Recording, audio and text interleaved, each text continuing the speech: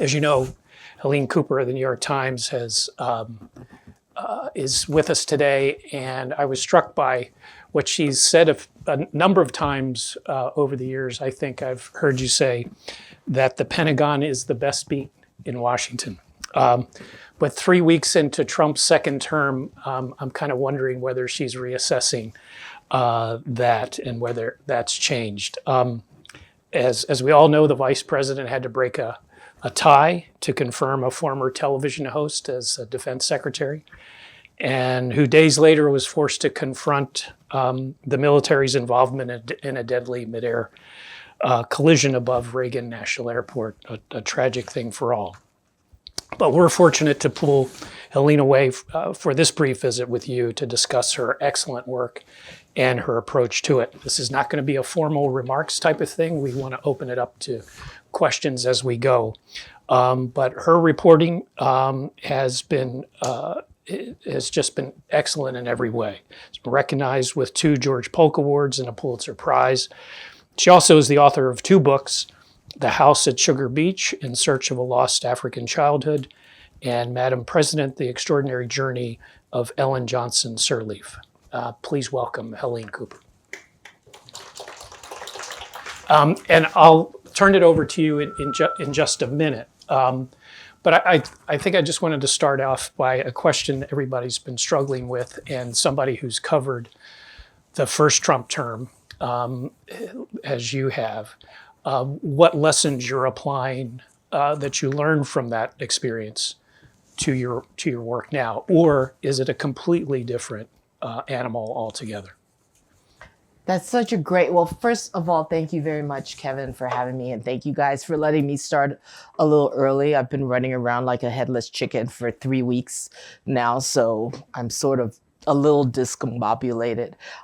It's a great question that you start with, Kevin, because I'm both trying to apply lessons from the first Trump term, but every time I try to do it, it's so completely different.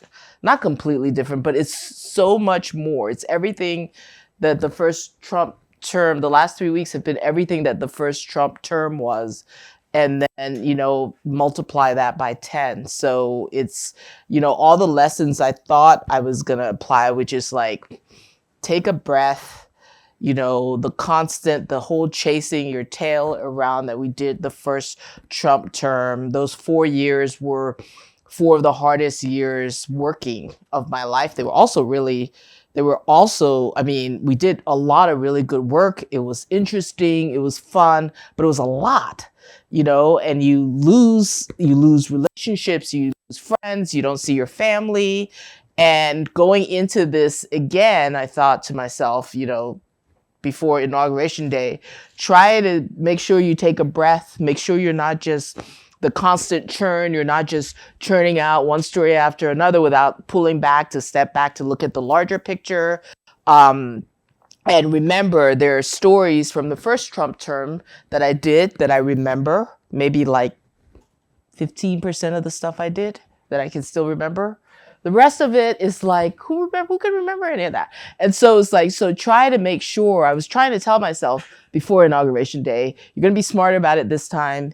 You're going to, you're not going to you're not going to be waking up at 4 a.m. to check Twitter to look for the latest tweet that's going to change how you cover the day. You're not going to, you're going to be deliberate. And then Inauguration Day happened. Literally, like 46 minutes after Trump was sworn in, they took down Mark Milley's portrait from the chairman's hallway in the E-ring, and we were off and running again, and it was immediate.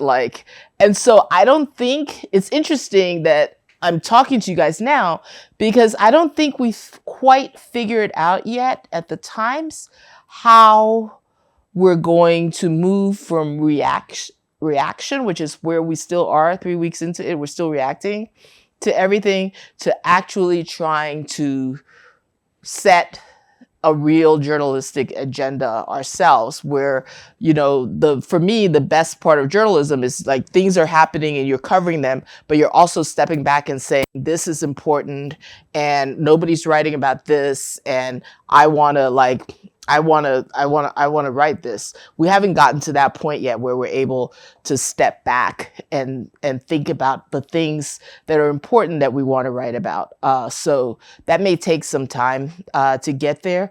I don't think this is a realistic pace for either us as the reporters or the journalists covering the administration, or for that matter, the administration. You're seeing this flood the zone strategy of, you know, all the stuff that they, you know, all the executive orders and that kind of stuff that they want to get in. But it's hard to imagine that this is a level that they can keep at. If they can, we're all going to be run off our feet, I think.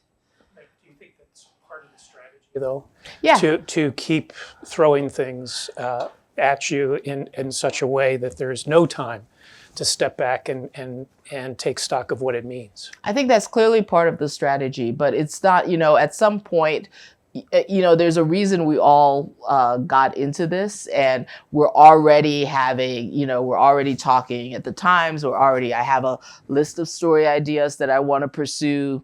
There we have another reporter starting next week. Greg Jaffe is going to be joining us on the Pentagon team. So we're going to go from 3 to 4, and we'll figure it out. We always figure it out, because I certainly don't want to be just churning out live blog items for the next 4 years on Trump said this and Hegseth said that. That's like, we're not going, you know, but you also have to remember that we are also here to record. You know, we're here to record history, and we're here to mark what's happening. So you can't take too much of an Atlantic point of view where you're going to be that high. You know, you want to be able to ascend to a high altitude, but you also got to, you know, for instance, I was pulling into the parking lot here, and there's this of course I'm driving and looking at my cell phone, which I totally should not be doing. And there's an email from the Democrats, and they're like, you know, we want Pete Hegseth to answer why he just spent $49,000 to paint his house, a government-funded house of taxpayer dollars. And it's like, that's so, you know, down here when you talk about, so you're going from you know, that low altitude, that micro, to all the way to, you know, questions of war and peace and life and death. So it's like, it's going to be interesting to figure out how we handle it going forward, and how we also handle at the Pentagon this shift that we've now seen from fighting wars outward to, it almost seems as if now we're at war inside. We're at war. We're fighting wars against, Pentagon now is at war with, it's too much to say it's not at war with the American people, but these are internal wars now. It's much more domestic. It's much more, we're going after diversity. The Pentagon is, Hegseth did a town hall this morning at the Pentagon, and he was, you know, we're hearing all about the, you know, the stupidest phrase in the world, he says, is, you know, diversity is our strength. You know, that's the exact opposite is true. Unity is our strength. And it's like all about the enemy within now, as opposed to, he's made no mention of Russia. He didn't mention North Korea. He didn't mention Iran. He mentioned communist China. But it was much more internal looking. That's going to be an interesting, I think, thing to cover. And it'll be a challenge for us as journalists to figure out how we're going to do that and actually provide value to our readers. Well, with all that space over at the Pentagon, I'm not sure where you're going to find any, you know, the place to put your. No, I got my plan. Okay, so last Friday night, you know, it's like last Friday night was just the end of week two. And I had gotten home, it was like, I don't know, 8:00. And I was so tired, and I was like, I am going to make a martini. And I made a dirty gin martini, and I had like 5 olives in there, and I'm sitting catatonic in front of my TV. I didn't want to go out. All I wanted was to watch Shetland, which is this like TV series that takes place in the Shetland Islands. And nothing happens, which is what I needed. It's like there's a murder at the beginning of each episode, and then all it is like pretty scenery on the Shetland Islands. And I was like, holding my drink in my hand. I was like, am I gonna eat? Should I order Domino's or do I just drink this and like go to sleep? And there's my phone text, and there's the Lena Baldor, who's with AP, and she's like the vice president of the Pentagon Press Association. And there's a text from her that says, "You just received an email. I need for you to look at it." And I was like, fuck. And I opened my email, and it was just like, Gah! It's just gone. I mean, I woke up the next morning because I was like, it was 4 hours of this like intense, what the heck? And I came down when I finally went to bed. I came down the next morning after sleeping nothing, no sleep that night. And my full martini is still sitting on the table in front of my TV. So that was going to be my weekend after like working, 14 days straight. And we are pulling in like long hours right now. And I was like, nope. It was like spend the weekend on the phone with the lawyers and figuring this out. But, so I have a plan. My plan is, because the Pentagon, you guys went to the Pentagon today, right? So there's no cell service inside the building. All the cell service is on the E-ring. And if you guys were probably in the E-ring and you saw all these people hang out near the E-ring doorways, because that's where you stand to get, but you can't file a story that way. It used to be back in the olden days before we were filing every second, you could go to the Pentagon and it didn't matter that you couldn't file from there. You go, you listen, you collect your information, then you go back to your office and you write your story and you file by 6 p.m. or whatever. But we don't live in that world anymore. So for us, the big problem is going to be, how do we transmit information? It's not how to get information when you're in the Pentagon for us without a desk and a dedicated line and internet access. Is going to be more how you transmit that information. So I think I might maybe I'll just go and sit until they pull my parking permit. Maybe I'll just go turn my car into an office. Find out something, then I'll run to the car and I'll file it and I'll come back. Who's up? Go this way and then we'll go back. It's on. Thank you for being here. My question is, what advice would you give to your younger self when you started out? Don't do it! I don't know. I still really like it. What advice would I give to my younger self?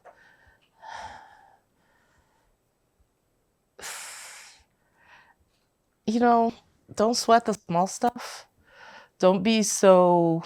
I was always very aware of slights, I think, when I was younger. I was always worried that I wasn't as good as everybody else. And, they asked these people to do this, but they didn't ask me. And somebody got this assignment and I didn't get it. What am I doing wrong? What's wrong? Everything was something, this must be something wrong with me. I think, I finally cut that out like about 10 years ago. And I wish I had done that, not to waste so much time worrying about, all the stuff that I think is going wrong, and maybe focus more on what's going right. It's still it's a really fun job. You do serious stuff, and that can be emotionally wrenching, which is a good thing because we're human beings and you want to be emotionally engaged sometimes. You want to feel, and especially if you're covering the Pentagon, you're writing about war and peace. You're writing about people getting killed. You're writing about people putting their life on the line. You're writing about all of that kind of stuff, which is, you want to be emotionally engaged in it. You want to feel some of it because it'll come through in your coverage as well. You want to keep remembering why you're doing what you're doing. But it's also, I enjoy it because I like feeling like I don't like sitting at a desk all day. So they took my desk away. I don't like sitting at a desk all day. I like to be able to be out and about and all over the place. And it's interesting to stay engaged no matter what. Thanks so much for doing this. I had a question about getting started on this particular beat. Kind of how did you kind of gravitate towards this beat? Was it pushed upon you? Had you always wanted to cover that? I'm just really curious to see sort of how you got into Pentagon national security reporting. I'm from Liberia, and I actually was an illegal alien for 8 years. My family came here as refugees in 1980. We were running away from a military coup in Liberia, and I was going into the 10th grade, and I got here, and I was immediately because I felt we were in Tennessee first and then North Carolina, and I felt very removed, and I wanted to keep in touch with Liberia, what was going on in the rest of the world. I didn't want to be stuck in Tennessee without any knowledge of all these, and I definitely wanted to. The military coup in Liberia had sort of upended my entire world, and I blamed myself for the fact that I was surprised by it, because I clearly hadn't been keeping track of what was going on around me, and I think I gravitated towards journalism after that because I didn't want to be surprised. I didn't want for my world to explode the way it had without me having any clue of what was coming. And that sort of pushed me towards journalism to begin with. And I read in 11th grade All the President's Men, and I was hooked. So I started off in journalism already interested in foreign policy. I wanted to cover foreign policy for a big newspaper. And when I got hired by the Providence Journal, I was there for 5 years. And then I went to the Wall Street Journal, and eventually after 2 years there to the Washington Bureau, where they put me on international trade, which was my sneaky way of trying to get to foreign policy. But if you're at the Wall Street Journal, you have to anybody here from the Journal? Okay, that meant me pretending I cared about business and like I knew what it's like, which I totally didn't, but I faked it for like 12 years. But anyway, I was on the trade beat. They sent me to the London Bureau. I was based in London for 2 years, running the euro currency, pretending like I gave a flying whatever or even understood it. And then at the Journal, I came back to Washington, and 9/11 happened. And because most of the reporters at the Journal are sort of shifted towards what does this mean for corporate America, in anything remotely international at the Journal, we all got all the reporters who wrote about trade and international affairs and IMF and all that got sent to 9/11 and the aftermath. And so I was finally in foreign policy in my backdoor way. I went and I embedded with the 3rd Infantry Division for the Iraq War, and covered that. And then after that, I left the Journal and went to the Times. I went to do a book first, and then I went to the Times. And the Times hired me on the editorial page, which was all old people, and then me. And it's like, okay, after 2 years, I'm way too young for this. These people are like 80 years old. And who am I to be opining on like anything? So I went back to news, and the Times hired me to cover the State Department. I was the diplomatic correspondent in 2006 to 8, covering Condoleezza Rice. Finally where I wanted to be. It was like all my careers, like I was a diplomatic correspondent for the New York Times, and I really liked it. And as soon as Obama got elected, my boss was like, nope, I need you covering Obama, blah, blah, blah, blah, blah. He sold me this, and I really didn't want to go to the White House because I never really liked politics. But I agreed to do it we made this like devil's deal that if I cover the first term, give me another book leave. And so I did that.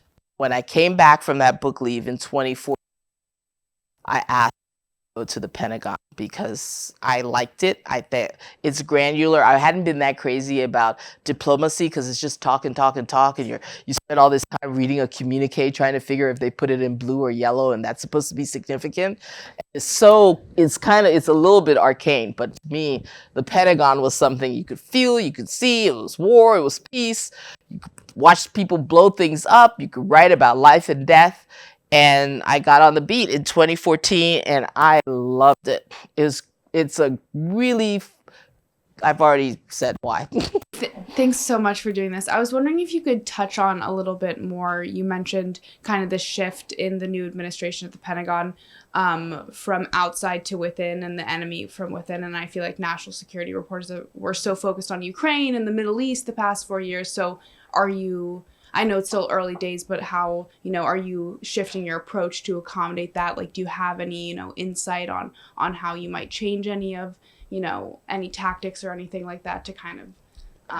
It's a really good question. I don't know what the answer is, because, and I don't think we're going to have to, no, I would like to say, no, I'm not shifting, because I don't think the enemy is within, first of all.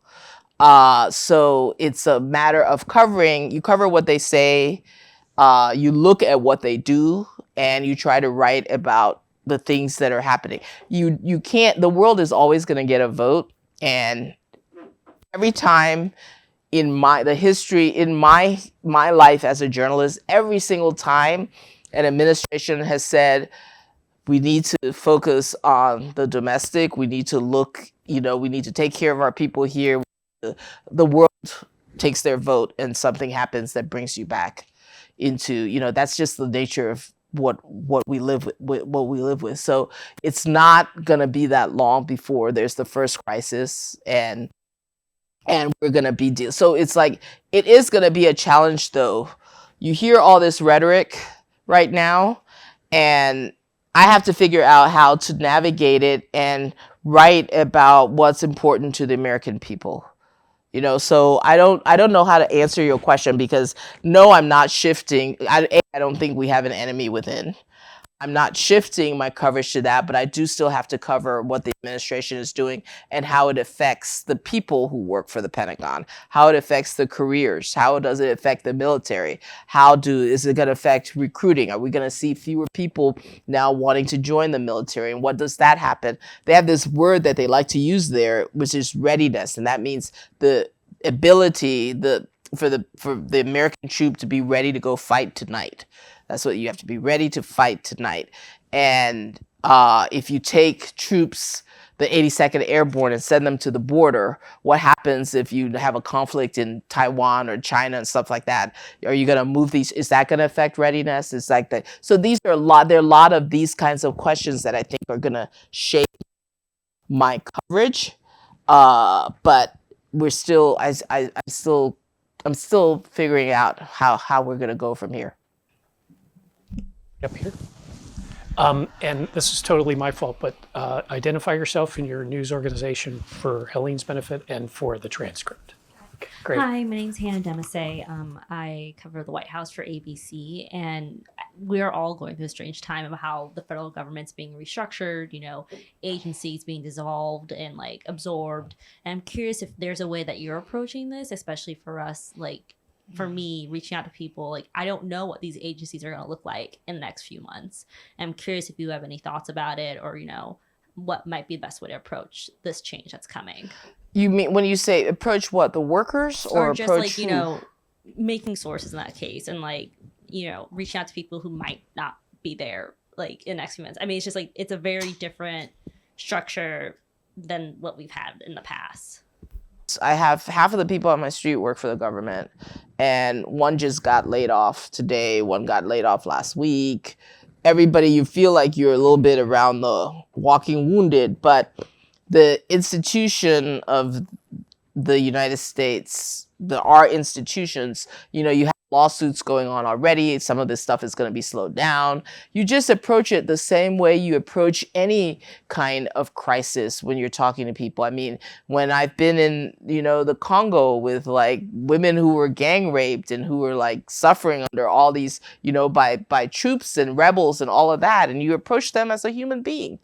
And that will always, the same principles that you use when you're talking to, because I think of them as, I think of the man on the street and the normal sort of civilian people, and I kind of put federal workers in that category as different than I do the big officials I cover.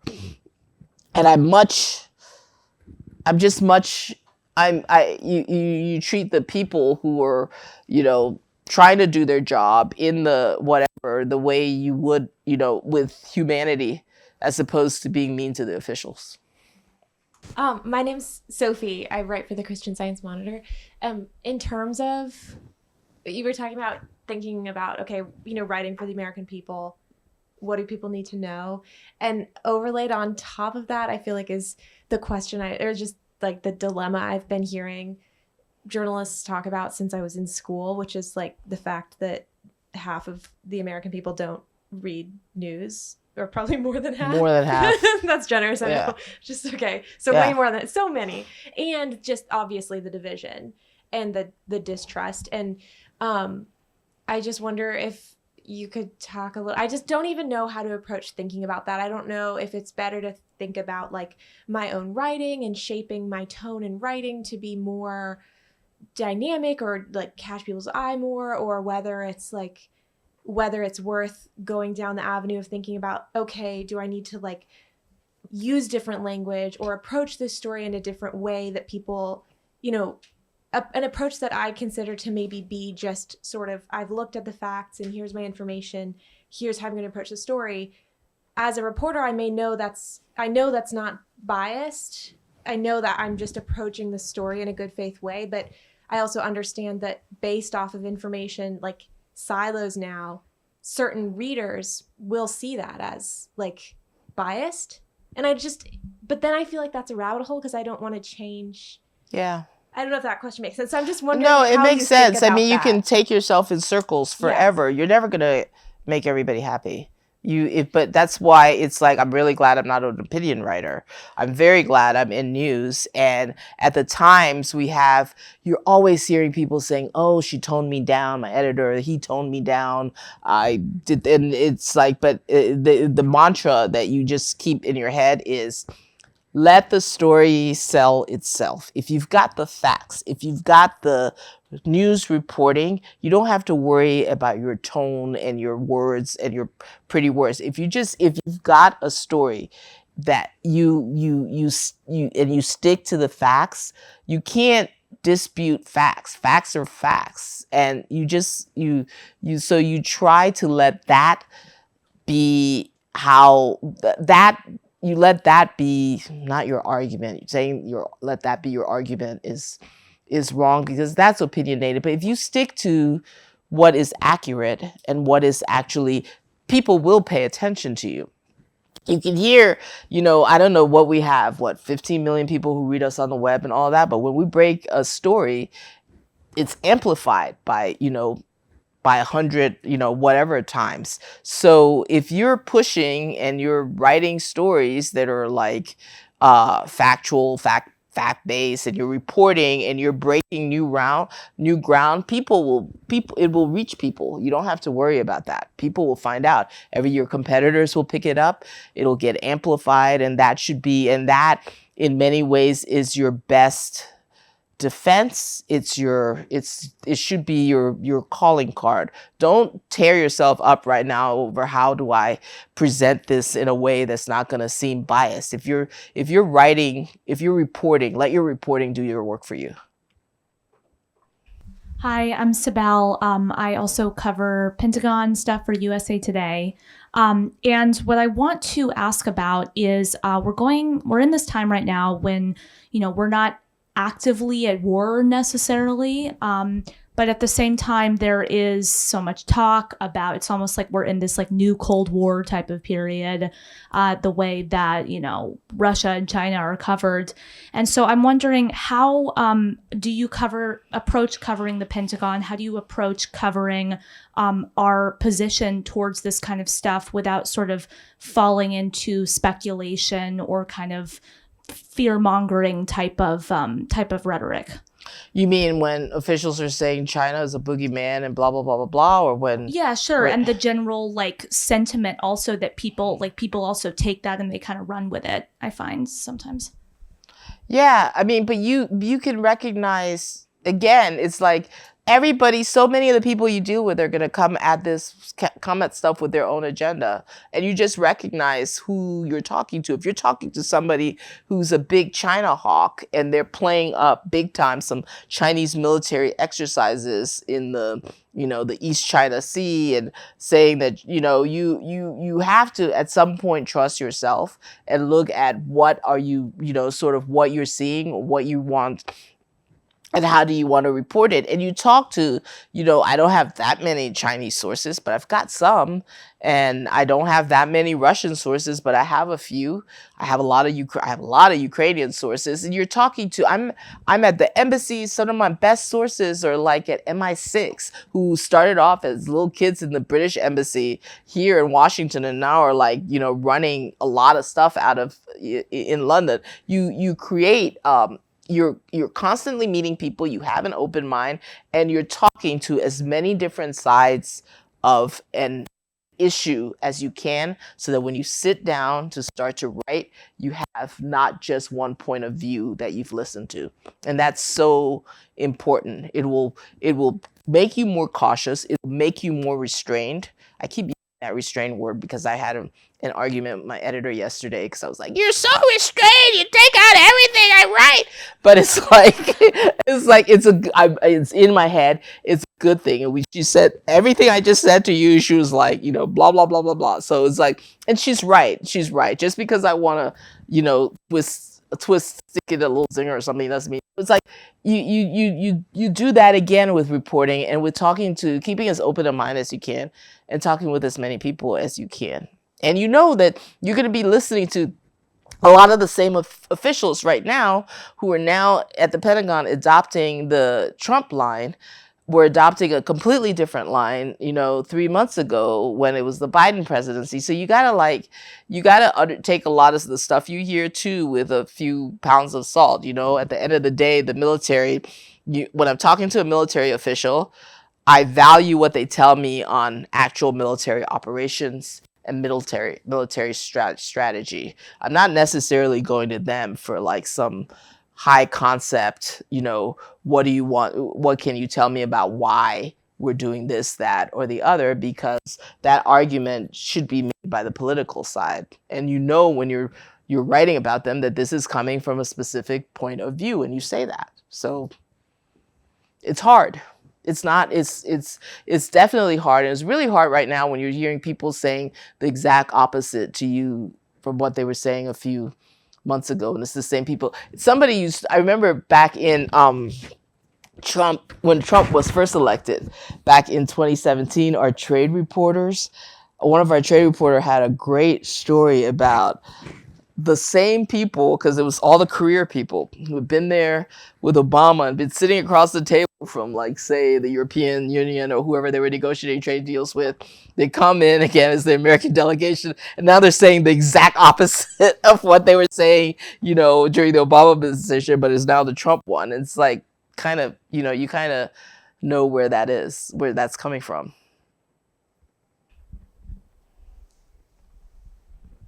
I swear I'm going to stick to one minute answers now.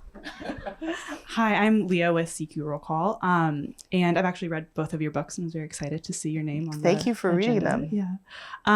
But I wanted to ask, you talked a little bit earlier about it's going to be a lot of like flooding the zone for a little bit, and then kind of maybe we'll have a moment to move to kind of setting a journalistic agenda. Kind of wanted to ask kind of what you think our agenda should be as journalists, kind of maybe taking some lessons from the first Trump administration. Like, what should our agenda be once we kind of move after this kind of flood the zone? That's a hard question, because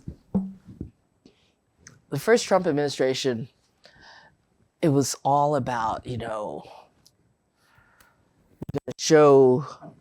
going to show the American people who this is. And he's doing this, he's doing that, he's doing this, he's doing that. And we wrote all these stories and we did all this reporting. And, and the American people have a vote, and they decided that this is all, they're good with this, or the majority of the American people, by a slim margin, but the majority of the American people. So I think people now are very conscious. I think journalists now I am certainly very conscious that this is a democracy and the people have spoken. So I'm here, I'm focused right now on recording what is going on, writing about the repercussions, writing about how it affects different people, all of that. But I'm not, I'm not on some kind of, not that I was before, but I'm not on some kind of jihad to show anything. It's like, this is, you know, the more transparent people can be, the more you're able to cover what's happening. And let's just cover what's happening and lay it out there. We're here to tell you what's going on. You know, we'll try to be as unbiased as we can and just lay it out for you, including how does this affect Joe Blow? How does this affect, there's we're shuttering, if we shutter down USAID or whatever we're doing, it's not just, you know, the poor African children who aren't going to get their malaria tablets. It's also, you know, to a nuclear watch agency that's screening, for instance, at the airport, whether something going through TSA in some country in the Philippines is actually, you know, should be on the plane or not. It's like USAID money goes to all sorts of different things. So we look at we look at sort of the impact. Do you really actually want, you know, the TSA agents in the Philippines to not be looking at the stuff that's going on the plane? Or do you want, it's like there are all these different types of ways that we can cover what's happening, and that's our job. And we just put it out there, and then people go with what they want to, you know, people are going to vote the way they want to vote. It's not our job to fix that. It's just our job not our job to change how people do anything. It's our job to just tell you what's happening and maybe leave it there. And as a reporter, it does make you feel a little less important. Not important, I'm saying this wrong. It does humble you a little bit. You feel a little bit like, look,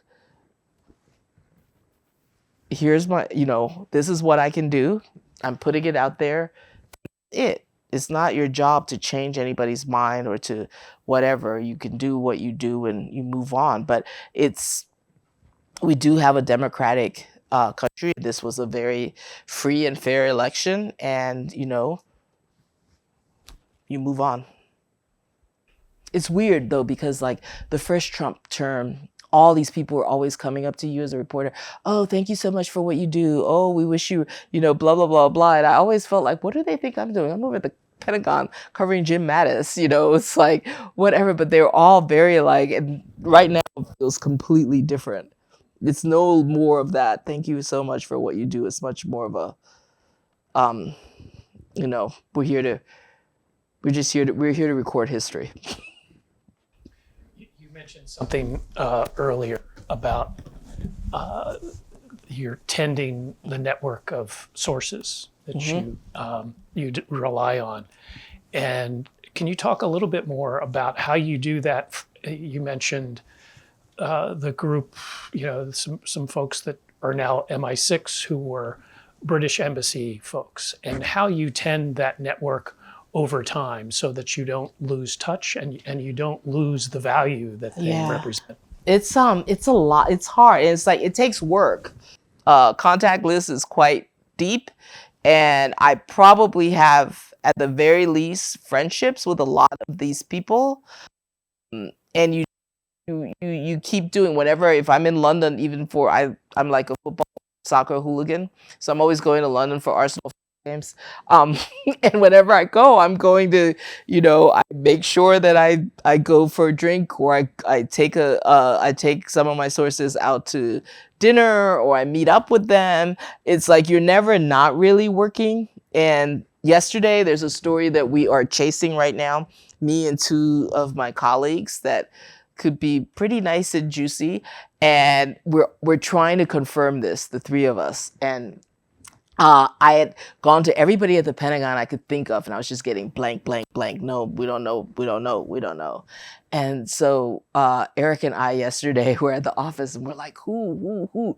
And I thought, wait, I need to go back and put my head in where it was in Trump 1 and think about all of because I have a ton of Republican sources, and I have a lot of, you know, there are a lot of people who were close to Trump who I used to talk to, who I haven't talked to as much in the last 4 years. And so I did that, and I got really close. We're closing in on confirming this story now.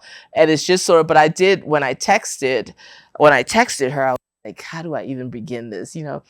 hey, haven't talked to you in a while. I hope you're okay. How's your mom? And blah, blah, blah. And there's just sort of like, and, you know, that's what you do. Hi, my name is Lindley. I'm a polling and data reporter for the AP.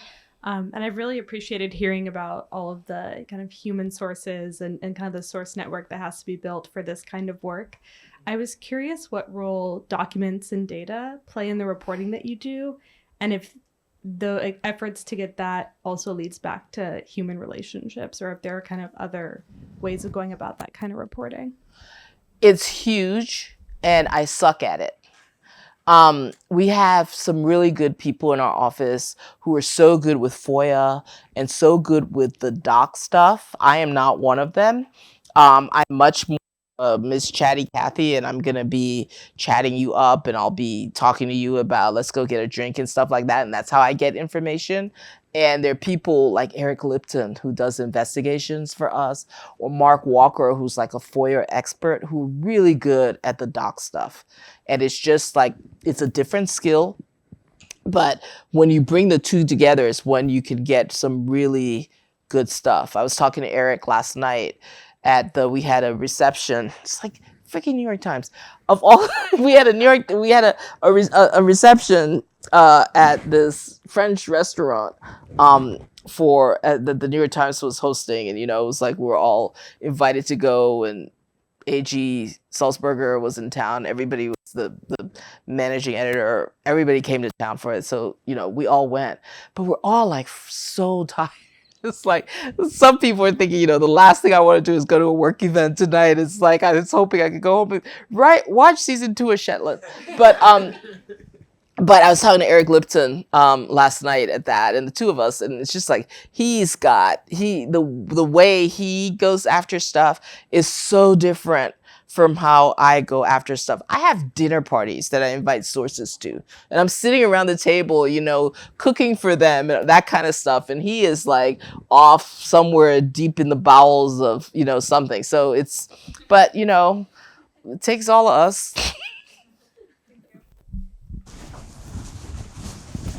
Excuse my back again. Hi, thanks so much for being here. I'm Skylar, a White House reporter with Bloomberg News. On your dinner party bit there, just like, you know, how did you kind of find your style when it comes to sourcing, putting yourself out there? I'm sure it's like a lot of trial and error. But it is. You know what, this goes back to who was it that asked me what would I tell myself to, okay. When I started off, and for like the first half of my career, I tried to be hard-hitting, and I tried to be really smart, and I tried to be really like Eric Schmidt. I work very closely with Eric Schmidt, who is like the best reporter I know, bar none. He is he's really, really good. He's a counterterrorism expert. He understands so much. He knows the military inside and out. He specializes in special ops stuff. He's done everything. It's like they joke around that Eric has shit before they even leave the tank. The tank is that secure room that they have all the crisis meetings in, and they're all the generals, the 4 stars, and all of that are always saying, you know, when they're about to leave the tank, they're saying, who's gonna call Eric Schmidt, because Eric already knows something. But when I started off at the Pentagon, I would go into these interviews with Eric. I remember this is back in 2014. He took me with him. I had just started, and he took me with him to talk to the SOLIC, Special Operations Low Intensity Conflict, the head of that, the assistant secretary for SOLIC. It was Michael Lumpkin, who's this former Navy SEAL, and he's very like, and I sat down, he's very like serious, but he's like very, you know, very, you can't get anything out of him. And Eric and I go in, and Eric quietly probing, and I'm trying to keep up with what Eric is doing and asking the same kinds of questions that I hear, but I don't understand anything they're talking about. I literally, like, they were dropping all these acronyms I didn't understand. I walked out and I was like, God, that was tough. He was like, no, this was really good. He told us this, and this, and I was like, he did? But I couldn't do it. I couldn't I didn't understand it. You can't get anything if you don't even understand what you're asking. And I did not. And it was and I spent years of my career, this was that was kind of the pinnacle moment where I was just I gotta be how I am. If I don't understand, I can't be Eric. I can't be those reporters who are very, very, I have my own way of doing it. It doesn't mean I'm not smart. I'm very smart, but I'm not going to be able to get those kinds of stories. So focus on the kinds of stories that I can get and focus on my own abilities and what I'm actually good at. I'm good at getting people to talk to me because I'm Miss Chatty Cathy and I'm asking them about their kids. And I'm what I definitely do that I think helps me is that I give them something. I want to gossip with you, so I'm going to give you a little bit of gossip. That's my best way for extracting information is if I'm giving something. I'm never going to be standing up there just firing questions at people because I don't get anything that way. They won't tell me. It's I remember back when Russia first invaded Ukraine. And do you guys remember when the Moskva, the Russian ship, Ukraine blew it up in the Black Sea? And this was 2 days after, and I was doing my favorite style of reporting, which is cocktail party reporting. And I was there with a couple of senior American officials, and one extremely senior one. And we're chatting, and I was like, how could Ukraine actually, blow this ship up? I mean, come on. They have the technology, and he starts grinning, and he's like, and I was like, we did it, didn't we? We're the ones who helped them. And he was like, somebody might have told them where that ship was. And it was a very blah, blah, blah, blah, blah. And then I go and get in my car and I was like, he just told me that we gave them the targeting thing. And I took that and we started chasing after that. Other reporters and we all, other reporters were chasing it too. But that was that's how I got that. That's how I got it. And then I took that and I horse traded that little detail because then the administration was like, you can't report it, blah, blah, blah. We don't want the Russians to know that we're helping Ukraine that way. National security, you can't report it. So we're paused and we have this. And then somebody else told, but we didn't report it.